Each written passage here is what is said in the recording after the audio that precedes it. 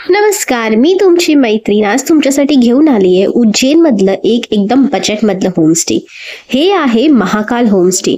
हे railway station पासून अगदी 5 मिनिटं वॉकिंगवर आहे आणि महाकाल मंदिर पासून सुद्धा हे 5 मिनिटं वॉकिंगवर आहे। तर हे जे होमस्टे आहे ते एक आजी आणि नातू असं चालवतात। त्यांच्याच घरात त्यांनी काही रूम्स काढले आहेत।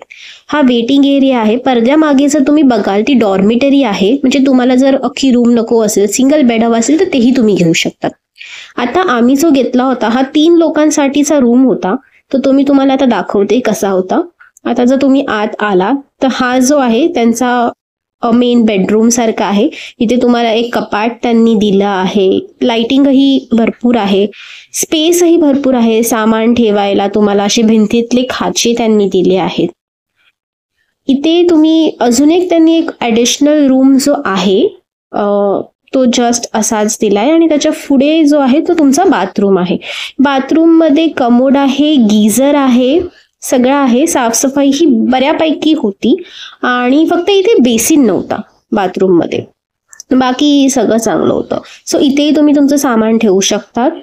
या रूमचं भाडं फक्त 800 रुपये होतं 3 लोकांसाठी, व त्यामुळे मला असं वाटतं की 800 रुपयामध्ये एका रात्रीसाठी एवढ्या फॅसिलिटीज पुरेशा आहेत। म्हणजे जर अगदीच तुम्ही बजेट फ्रेंडली होमस्टे असं बघत असाल तर स्टेशन पासून वॉकेबल आहे, मंदिरापासून वॉकेबल आहे, म्हणजे अगदी 5 ते 10 मिनिटात तुम्ही मेन गेट पाशी जातात।